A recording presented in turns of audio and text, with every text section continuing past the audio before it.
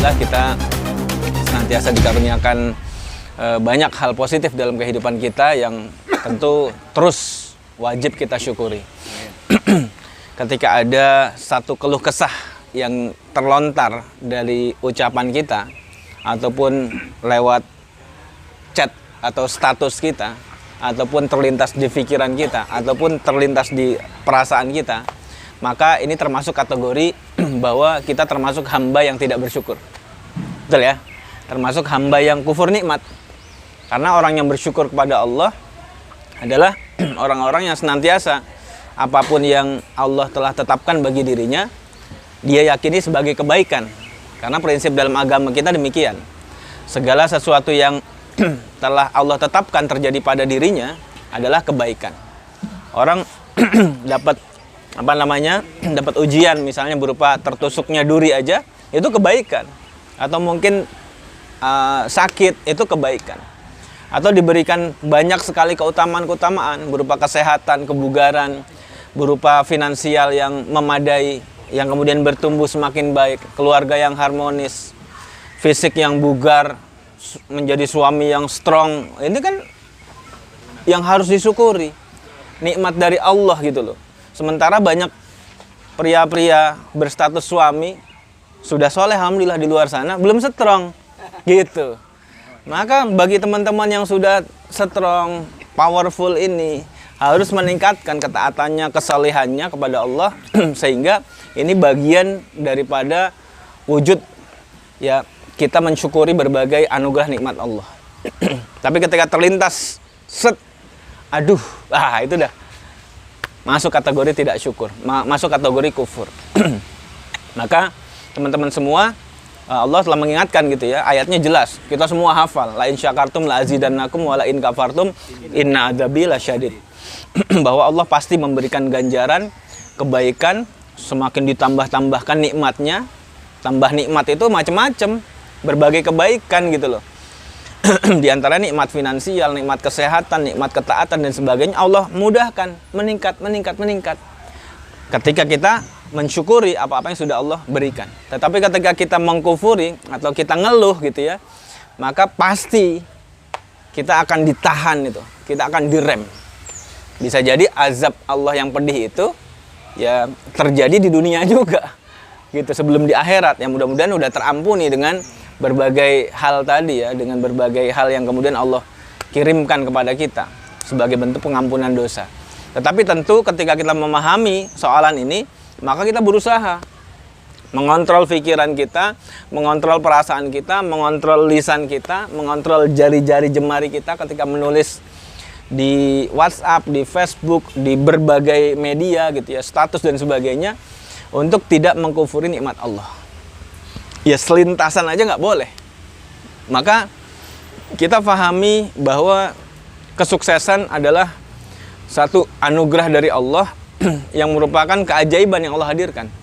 Jadi kesuksesan di bisnis HNI, teman-teman yang sudah lebih dulu LED, sudah punya tim-tim LED yang solid, omsetnya besar, bonusnya besar dan sebagainya.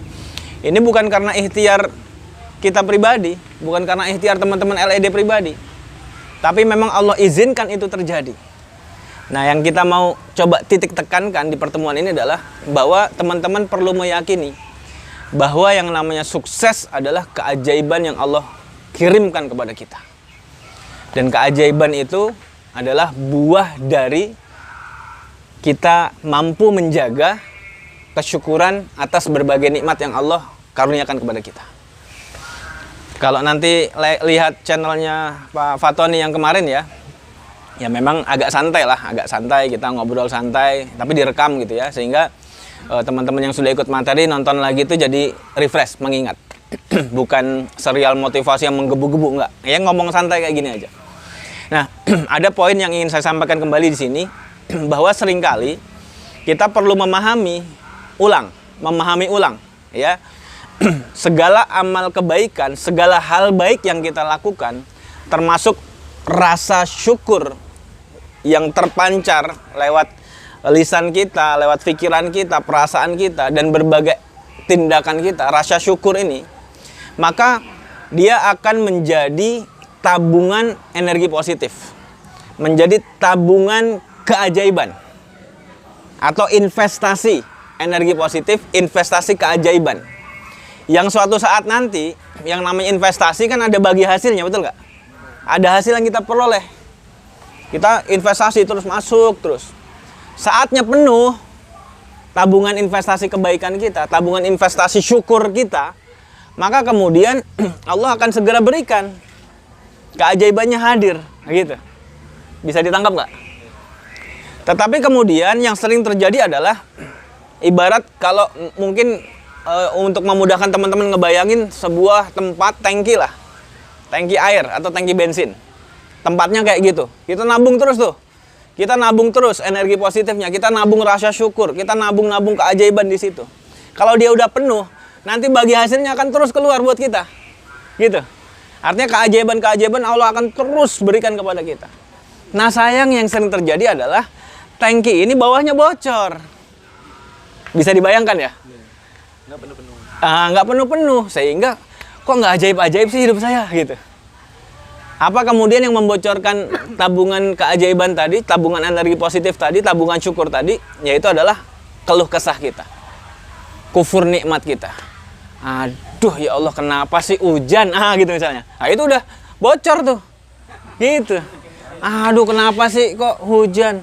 Aduh kenapa sih? Aduh kenapa sih? Aduh kok jalanan macet? Itu dah. Bocor itu. Aduh kok ada pandemi Covid gitu. Bocor itu. Padahal orang yang positif, alhamdulillah ada pandemi gitu. Peluang saya untuk membantu masyarakat mengenalkan HNI. Dan alhamdulillah omset naik. Harusnya kan gitu. Tapi orang yang suka mengeluh, orang yang kufur nikmat, selalu ada alasan, selalu ada cara bagi mereka untuk tidak bersyukur. Selalu ada cara. Sehingga kemudian orang-orang yang model seperti ini, kehidupannya akan Allah sempitkan. Akan dipersulit oleh Allah. Karena kebaikan yang sudah ditabung bocor terus gitu loh. Bocor terus. Nah ini bahaya nih. Aduh kok saya udah fight luar biasa, sudah berjuang sama mitra, sudah keliling Nusantara gitu. Kok nggak jadi LED gitu loh. Modal saya keluar untuk bensin, untuk ongkos segala macam, untuk makan, untuk support mitra sudah besar, sudah banyak. Tapi kok nggak hasil-hasil. Cek kembali.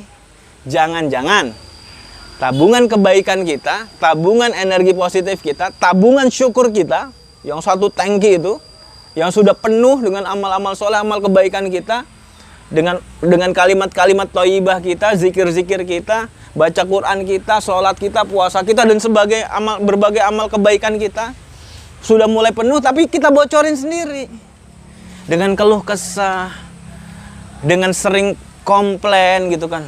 Orang kok gitu banget sih? Gitu. Itu orang-orang kok begitu sih gitu. Sendiri.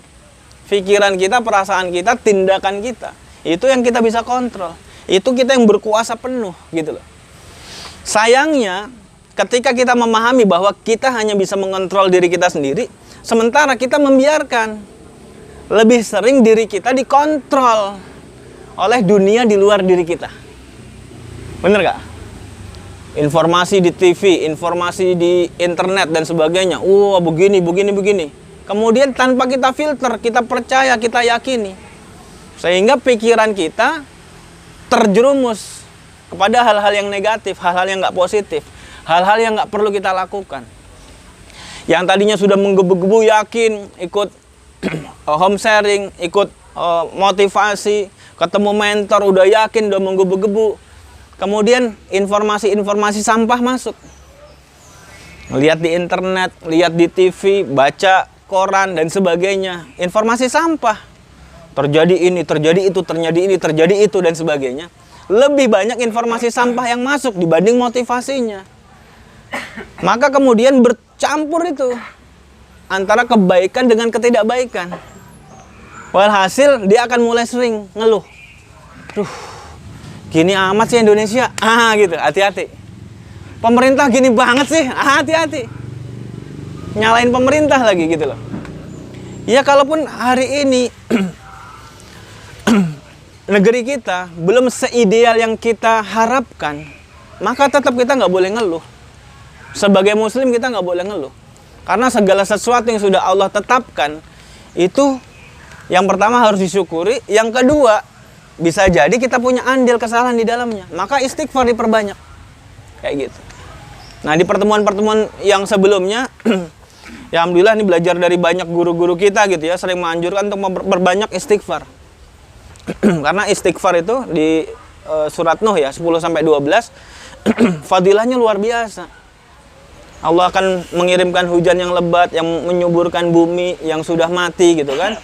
Kemudian membanyakkan harta dan keturunan. Ini bisa terapi nih orang-orang yang belum punya keturunan lama. Perbanyak istighfar. Aksiru istighfar, perbanyak istighfar. Kalau Rasulullah aja yang sudah dijamin dijaga dari dosa, tidak punya dosa, itu istighfarnya 100 kali sehari. Masa iya yang kita setiap ngelangkah keluar rumah, bahkan kita di dalam rumah dosa kita sudah banyak gitu terjadi dari bangun tidur sampai kita tidur lagi dosa kita banyak, istighfar cuma 100 kali. Ya nggak pantas. 500 kali juga kayaknya nggak pantas gitu loh. 10.000. Ya kira-kira mungkin 1.000 itu ya agak-agak mendekati ideal lah. Agak-agak mendekati. Agak mendingan gitu kata Pak Wahyu. Agak mendingan 1.000. Iya. Karena dosa kita banyak teman-teman. Terus kemudian motivasi tentang sholawat kepada Nabi. Bahwa di Quran juga jelas sekali ayatnya. Ya ayyuhalladzina amanu innallaha wa malaikatahu yusalluna 'alan nabi. Ya ayyuhalladzina amanu shallu 'alaihi wa sallimu taslima. Waduh, ini ayat luar biasa. Sepintas kemudian banyak orang yang memaknai ya udah sholawat aja. Wih. Teman-teman, luar biasa. Di hadis-hadis sahih yang menyebutkan tentang fadilah sholawat itu bahwa 1 kali sholawat yang kita panjatkan, kita ucapkan kepada Nabi Muhammad SAW, maka dia akan berbalas berapa? 10 kebaikan. Dan kalau misalnya kita bersolawat, membaca solawat 1000 kali misalnya sehari, ini sebagian orang kemudian membid'ahkan amalan ini. Kenapa kok zikir dihitung-hitung gitu? Nggak boleh. Dan sebagainya. Karena Rasulullah nggak melakukan itu. Loh, kita bukan kemudian menetapkan ini sebagai satu bilangan yang harus dilakukan, enggak. Tapi rasa-rasanya 1000 kali solawat aja kurang gitu loh. Harusnya gitu. Kenapa? Karena keburukan yang kita lakukan seumur hidup sampai hari ini banyak banget. Dan kita pengen Allah hapuskan. Allah balaskan dengan kebaikan-kebaikan. 1 salawat 10 kebaikan. Loh, kalau kejutaan keburukan sudah kita lakukan sampai dengan detik hari ini, butuh berapa salawat per hari yang kita cicil untuk menghapuskan kesalahan-kesalahan itu? Butuh berapa istighfar sehari yang perlu kita lakukan? Nah, pemahamannya kayak gitu. Sehingga insya Allah ya ini bukan kemudian melenceng dari ajaran Nabi. Enggak. Tetap boleh tidak berbatas. Bahkan kalau bisa 5.000 sehari. Gitu. Seperti Presiden Czechnya itu. Siapa namanya? Hah? Kadyrov. Ramzan Kadyrov ya. Beliau itu 5.000 kali sholawat 1 harinya. Dan beliau mewajibkan seluruh pegawai negara, tentara, polisi termasuk, untuk sholat subuh berjamaah dan sholat isya berjamaah. Kalau enggak, kalau ketahuan, dapat skorsing kemudian dipecat.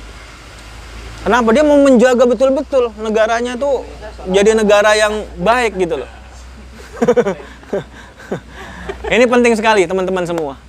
Seorang pemimpin yang saleh gitu, yang zikirnya banyak, sholawatnya banyak, kecintaannya terhadap ulama, terhadap Rasulullah luar biasa.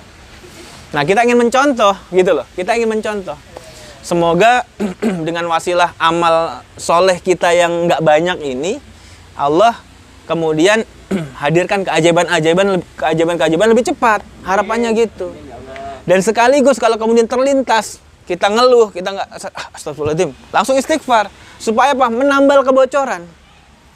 Karena di antara fungsi dari istighfar itu, permohonan ampun kepada Allah ini, kalimat istighfar ini adalah menambal kebocoran, menambal kesalahan yang kita lakukan. Segera, jangan terus berlarut dalam kesalahan, terus kemudian istighfarnya sedikit, atau nggak istighfar sama sekali. Maka terus perbanyak istighfar. Nah, ada satu kajian yang menarik tentang psikologi ya, disampaikan oleh banyak pakar. Salah satu yang beberapa kali saya tonton tuh Dr. Aisyah Dahlan ya. Ini cukup menarik bahasanya, kajiannya, cara penyampaiannya juga cukup menarik, di Facebook banyak. Beliau sampaikan bahwa laki-laki itu dalam satu hari dia mengucapkan sekitar 7.000 sampai 14.000 kata. Laki-laki yang pendiam itu sekitar 7.000 kata. Itu gimana ngitungnya ya? Itu penelitian udah lama lah, psikologi itu, dunia itu dah. Kita percaya aja gitu ya. Laki-laki paling pendiam 7.000 kata. Laki-laki cerewet 14.000 kata. Iya. Perempuan pendiam 14.000 kata. Perempuan cerewet bisa 25.000 kata. 24 atau 25.000 kata. Nah, kalau kemudian misalnya gini. Kalau seseorang yang kurang zikirnya kepada Allah, maka kemungkinan 7.000 kata ini adalah kata-kata yang sia-sia. Bener nggak? Kata-kata yang nggak ada faedahnya sama sekali. Ngobrol yang sia-sia, lucu-lucuan yang nggak ada faedahnya, kadang-kadang mengandung dosa. Tapi kalau kemudian 1.000 kita ambil untuk istighfar, sudah keambil kebaikan 1.000. 1.000 kita ambil untuk sholawat, 2.000 tuh. Kemudian tilawah 1 juz. Ya minimal kan? Motivasinya 2.000, motivasinya 2 juz. Tapi semalas-malasnya kalau udah kita tetapkan 2 juz, 1 juz selesai. Tapi kalau targetnya 1 juz, semalas-malasnya nggak dikerjain, yakin saya. Karena saya ngalamin kayak gitu. Kayak saya target 2 juz. Tapi yang dikerjainnya 1 juz. Seringnya gitu, kalau agak rajin ya nambah gitu ya. Tapi target 2 juz tetap gitu. Sehingga 1 juz selesai. Nah, saya ngitung-ngitung, kalau 1 juz itu kan rata-rata 20 halaman ya, kurang lebih 20 halaman. Saya pernah menghitung, ya nggak terlalu detail, 1 halaman itu ada sekitar 100 sekian kata. Taruhlah 110 kata, ya. Kata, bukan huruf. Ngitung huruf gimana? Menghitung kata. Satu halaman itu ada sekitar 110 lebih kata. Taruhlah kita hitung 110. 110 dikali 20 halaman berapa? 2.200. 2.200 ditambah 1.000 ditambah 1.000. Udah 4.200. Maka insya Allah kalau orang yang pendiam sudah 4.200-nya adalah kebaikan, maka sisanya akan lebih terkontrol. Benar nggak? Orang yang cerewet, sisanya akan terkontrol. Akan lebih banyak kebaikan. Tapi kalau istighfar kita 100 kali juga nggak nyampe, tilawah nggak nyampe 1 juz, 1 halaman aja males-malesan gitu loh. Sholawatnya juga nggak banyak. Ya sudah, kata-kata yang kita keluarkan, pikiran yang kita pancarkan, perasaan yang kemudian bergejolak ini, seringkali bercampur dengan ketidakbaikan. Kenapa? Karena setan kan setiap hari membisiki kita. Ila yaumil qiyamah gitu loh. Makanya kalau kata Pak Fatoni itu, manusia melakukan dosa itu nggak bisa dipersalahkan. Karena yang salah setan. Iya, kenapa manusia digodain gitu katanya. Kalau nggak digodain kan dia nggak berdosa gitu. Lucu-lucuan ya. Tapi ya memang itulah. Ya dari sananya gitu ya, iblis itu dengan anak keturunannya telah bersumpah untuk menggoda manusia sampai hari kiamat. Maka zikir ini diantara bagian dari ikhtiar kita melakukan benteng-benteng perlindungan. Nah ini penting sekali. Sehingga jangan sampai seorang pebisnis kemudian di HNI, pebisnis muslim HNI, kemudian kita lemah sekali amaliyah kita. Oh jangan sampai teman-teman, bahaya sekali. Kenapa? Kalau kemudian Allah izinkan terjadi kesuksesan, khawatirnya istidraj gitu loh. Kita melakukan banyak kemungkaran, melakukan banyak pelanggaran, melakukan banyak dosa gitu ya. Tapi Allah mudah-mudahkan gitu.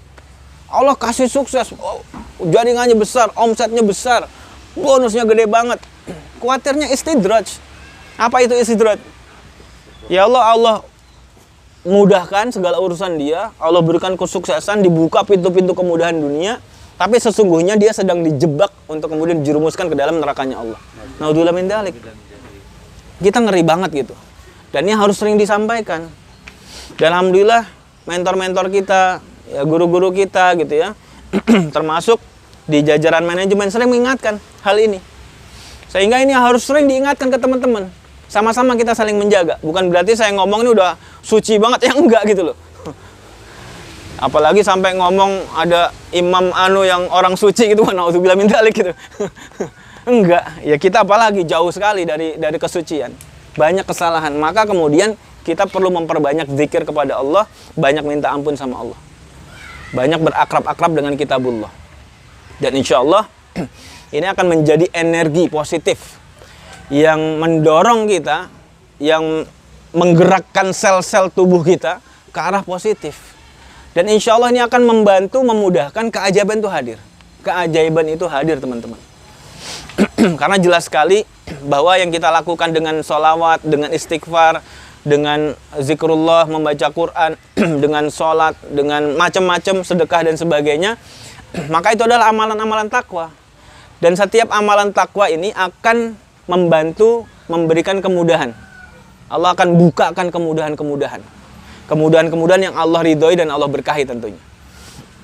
Nah, kemudian kembali lagi, kita flashback. Kita kembali. Kalau kemudian hari ini, kok rasa-rasanya, hidupnya rasanya susah, hidup rasanya sempit, hidup kok rasanya nggak tenang, pikirannya kayaknya cupet gitu ya kalau orang Jawa, kayak terkungkung, sering ada masalah, banyak masalah, secara finansial kok kayaknya belum cukup, belum kebuka. Cek kembali yang kita bahas barusan. Amalan takwa kita seperti apa? Satu. Yang kedua, kalau amalan takwa kita cek, udah cukup banyak nih, udah mulai meningkat. Kita cek, ada kebocoran di mana dari tangki tabungan kebaikan, tabungan keajaiban, tabungan syukur kita itu ada kebocoran di mana? Kita cek. Oh, saya bocor di sini. Oh, saya bocor di sini. Oh, saya bocor di sini. Oh iya ya, saya masih ada rasa 3D.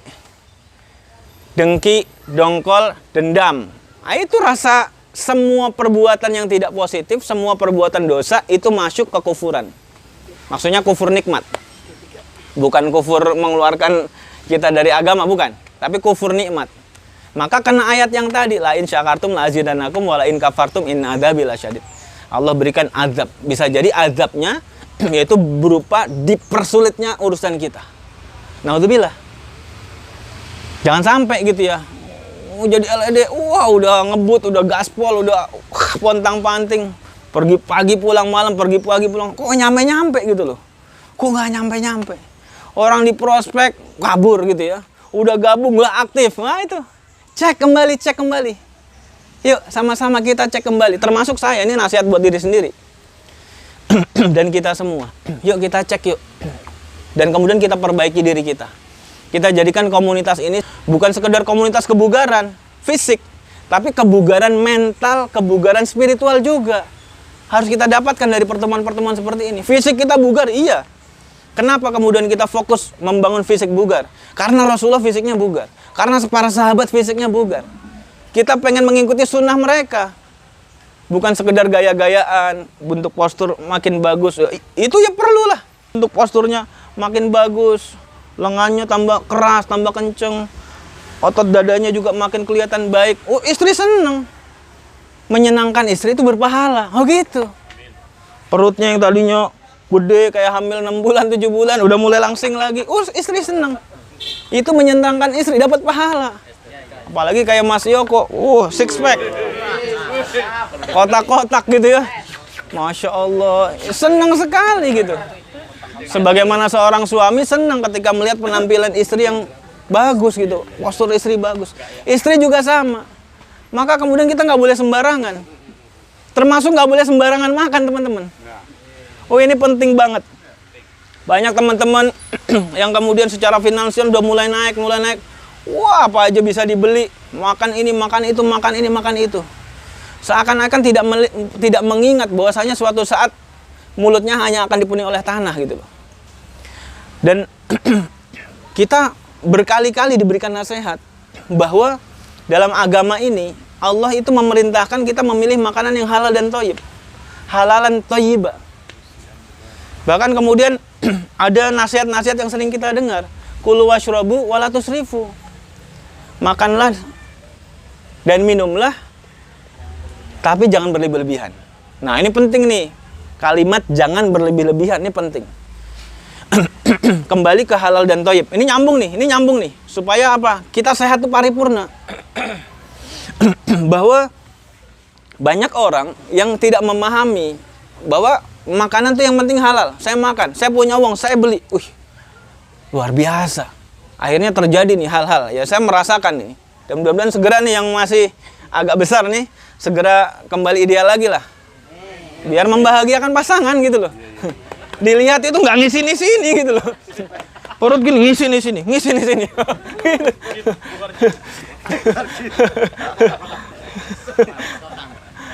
Jadi kembali ke pola konsumsi kita, nggak boleh berlebih-lebihan, nggak boleh. Kalaupun kita mampu membeli gitu ya, sekali makan itu 10 piring, tetap yang kita makan paling 1 piring. Kalau habis olahraga berat, paling 2 piring kalau nambah gitu. Jarang bisa kayak gitu. Tapi sekali lagi direm, jangan berlebih-lebihan. Nah, saya mau berbagi tips sedikit tentang pola konsumsi ya, tentang pola konsumsi yang ya ini sudah saya terapkan sekitar 2 tahun yang lalu.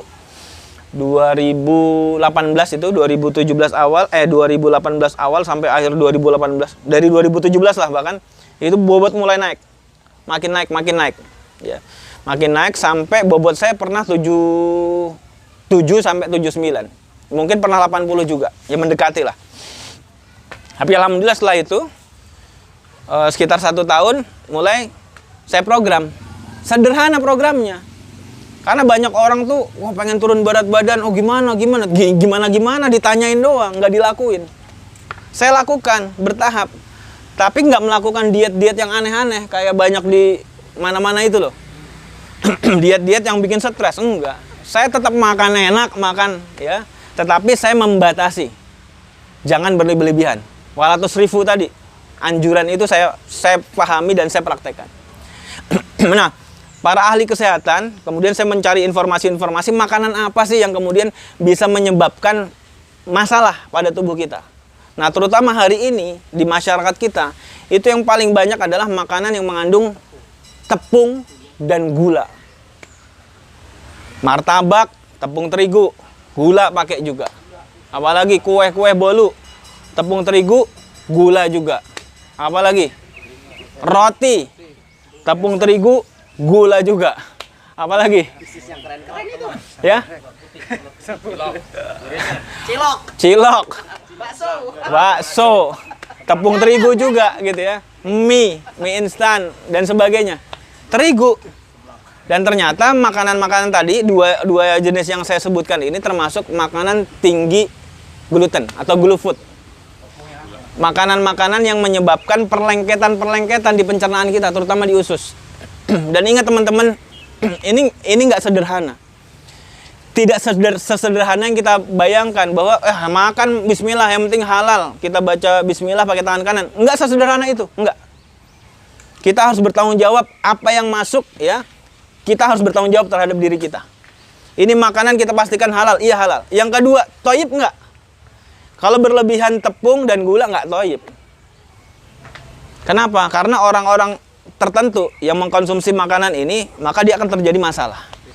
Termasuk orang sehat, kalau kemudian berterusan makan ini, maka jadi nggak sehat. Karena dia berat dicerna oleh pencernaan. Sudah tepung ditambahin gula. Nah, kue ini, kue itu cuma beda nama. Intinya tepung sama gula. Ya kadang istri saya tuh juga, Mas beli kue ini. Ya sama aja tepung sama gula kan. Iya, saya bilang gitu. Oh, gitu. Ya buah gitu kan bagus. Tepung, gula lagi. Martabak, tepung, gula lagi. Kue bolu, tepung, gula lagi. Bika Ambon, tepung, gula lagi. Sama. Pizza, tepung, gula lagi. Sama. Hati-hati teman-teman ya. Ini perlu sekali kita cermati apa yang kemudian akan kita masukkan ke dalam tubuh kita yang kita makan. Penting banget. Terus penyakit-penyakit yang hari ini berbahaya, ya misalnya kanker, tumor gitu ya, kista di rahim dan sebagainya. Di antaranya bermula dari pola makan yang bermasalah. Diabetes, ya stroke, hipertensi, ya semua dari pola makan, dan kemudian pola pikir. Ya tadi bisa jadi zikirnya kurang, sering berpikir yang kurang positif sehingga terjadi tekanan pikiran gitu. Nah, saya ada pengalaman seorang teman saya dulu ayahnya punya masalah pencernaan, sembelit kronis.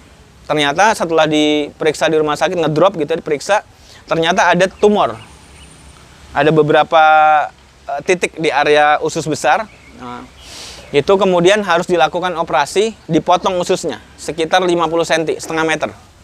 Dan digantikan dengan usus sintetik. Ya selama masa itu buang airnya harus dibelek, usus perutnya dikeluarkan. Luar biasa itu. Sampai kemudian sudah bisa berfungsi gitu ya, yang operasi tadi. Ternyata luar biasa.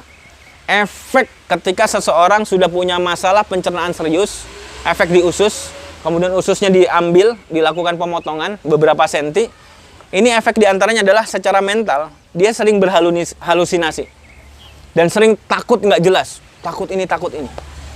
Maka betul kemudian prinsip-prinsip yang disampaikan oleh para ulama terdahulu tentang kesehatan itu, bahwa penyakit itu bersumber dari perut kalian. Apa bahasa Arabnya, Bos? Al-Maidatu. Hah? Baitudain, iya. Al-Maidatu Baitudain ya. Perut itu sumbernya penyakit. Rumahnya penyakit. Ternyata benar. Dan ternyata bukan sekedar menjadi penyakit fisik, tapi penyakit jiwa. Ini penting banget ini. Nah, kita kalau hari ini ingin sehat, di masa tua kita tetap bugar, seperti halnya Rasulullah ketika di usia 62 tahun perang apa tuh? Apa, Bas? Perang Tabuk itu ya, usia 62 tahun. Itu masih kayak usia 40 tahun. Tapi orang hari ini usia 40 tahun kayak udah 50 tahun gitu loh. Ini masalahnya. Usia 62 tahun melakukan perjalanan untuk berjihad bersama para sahabatnya kurang lebih 700 km di kondisi terik luar biasa. Dahsyat gitu loh. Terus disebutkan bahwa perut Rasulullah itu seperti batu yang tersusun. 6 pack, 8 pack mungkin ya, 8 kotaknya. Dahsyat gitu. Keras, kenceng, kuat fisiknya. Yang kita lakukan ini masih jauh sekali. Masih jauh sekali dengan kriteria idealnya Rasulullah. Tetapi kita sudah berusaha. Setidaknya ada yang kita lakukan, menjaga kebugaran, kekuatan fisik. Dan niatkan kebugaran fisik kita dalam rangka untuk memudahkan kita melakukan ibadah kepada Allah. Melakukan ketaatan. Bukan sekedar sehat-sehat, gagah-gagahan, keren-kerenan bentuk tubuh. Enggak, bukan sekedar itu. Keren bentuk tubuh ini bagian dari yang memang kita coba ikhtiarkan untuk membahagiakan pasangan. Gitu loh. Membahagiakan pasangan-pasangan kita. Pasangan-pasangan. Jamak ya. Jamak ya. Gitu loh. Jamak bawah sangat tunggal. Ini penting, teman-teman, penting sekali.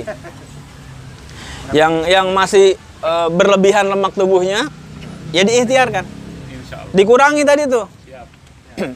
Tadi yang belum saya sebutin apa? Gorengan-gorengan tuh. Bakwan, risol, tepung.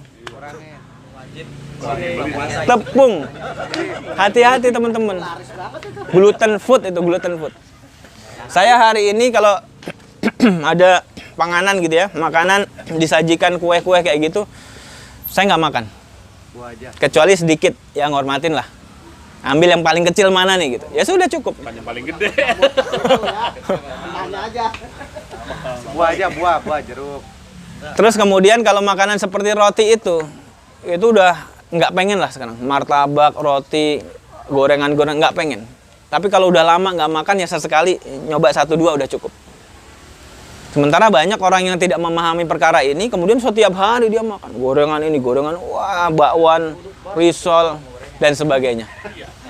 Ah gitu. Yuk, mulai bersemangat, istiqomah, bertanggung jawab terhadap tubuh kita. Karena tubuh kita adalah anugerah dari Allah, sekaligus juga amanah dari Allah yang perlu kita jaga.